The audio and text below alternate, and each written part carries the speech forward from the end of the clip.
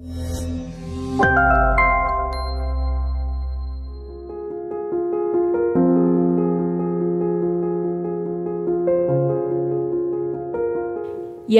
Get Plastik Indonesia memperingati Hari Peduli Sampah Nasional pada Selasa 21 Februari 2023 yang bertempat di TPA Suwung.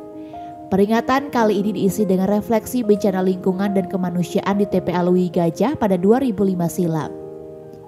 Peristiwa itu adalah bencana lingkungan dan kemanusiaan yang diperingati sebagai Hari Peduli Sampah Nasional atau HPSN pada 21 Februari setiap tahun.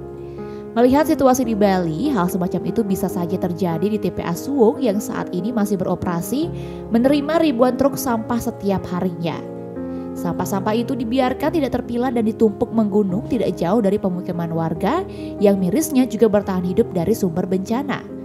Oleh karena itu, Get Plastik menyasar anak-anak di lingkungan TPA Suwung, Kelurahan Pedungan dan Pasar Selatan untuk merefleksi situasi ini. Pendiri Yayasan Get Plastik Indonesia, Dimas Bagos Wijanarko, ketika dijumpai di sela-sela peringatan pada Selasa siang mengatakan, ini bukan perayaan melainkan peringatan bagi kita semua bahwa permasalahan sampah plastik bukan saja di sungai tetapi ada juga di TPA.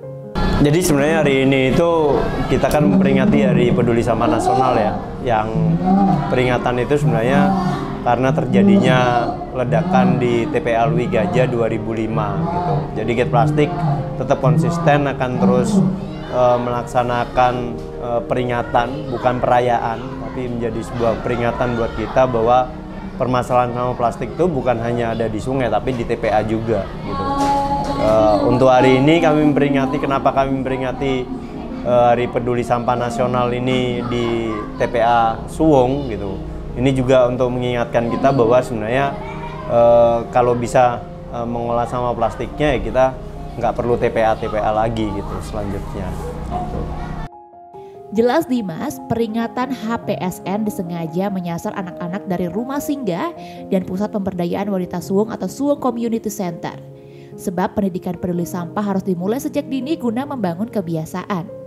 Jadi kenapa sekolah ini? Karena kami pengen banget bisa menyampaikan atau mengedukasi adik-adik yang dari sini tentang permasalahan sampah yang ada gitu. Jadi kami pengennya itu nantinya generasi kita selanjutnya itu udah mereka mendapat edukasi dari dini gitu.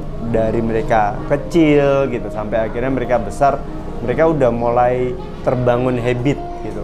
Terbangun sebuah kebiasaan-kebiasaan yang buang sampah harus pada tempatnya. Kalau bisa mereka mengolah sampah di rumahnya, mengelola, memilahkan gitu. Jadi akhirnya tidak menumpuk di TPA. Itu kenapa kami memilih sekolah Bali Life Foundation ini, karena di sini ada satu sekolah yang mereka ada di sekitaran TPA Suwung gitu.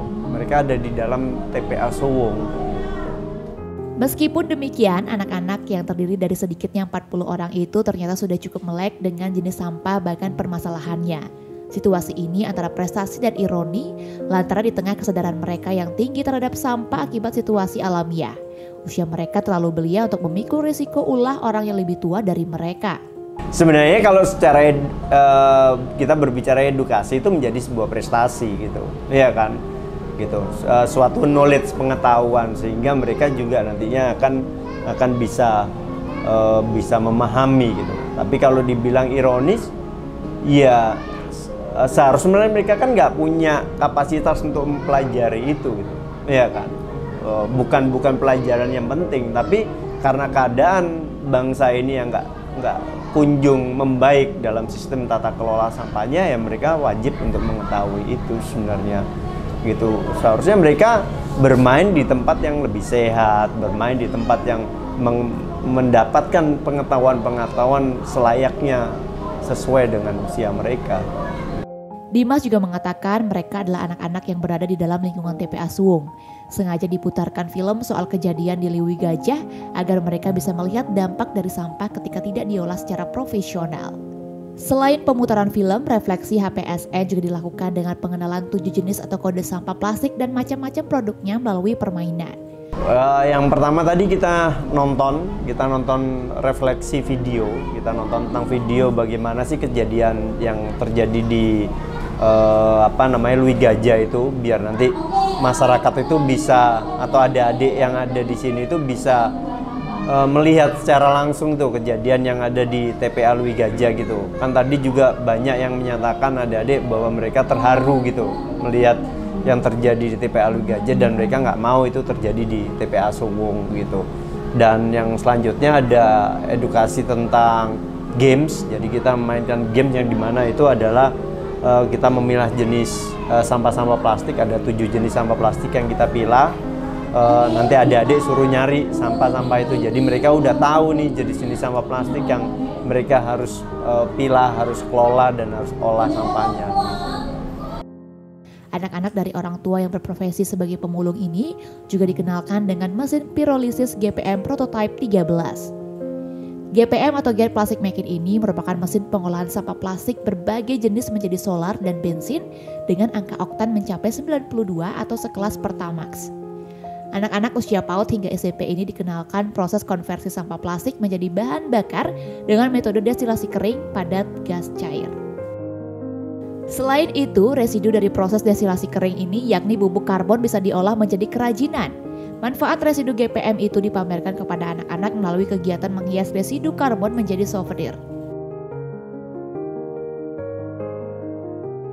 Sementara itu, Koordinator HPSN Get Plastic, Crescentiana Grace Endo, membeberkan bahwa kegiatan selama pukul 13 hingga 15.00 WITA itu didukung sepenuhnya oleh genset listrik berbahan bakar solar hasil GPM. Kata perempuan kelahiran Kota Soe NTT ini, tema yang diusung oleh Get Plastic untuk HPSN tahun ini adalah generasi penerus bangsa yang peduli sampah. Grace berharap generasi belia ini bisa menjadi individu yang peduli dengan pengolahan sampah serta kelestarian lingkungan dan alam di sekitar mereka. Yuk, subscribe akun YouTube resmi Nusa Bali. Jangan lupa like, tinggalkan komentar, share link, dan aktifkan tanda loncengnya.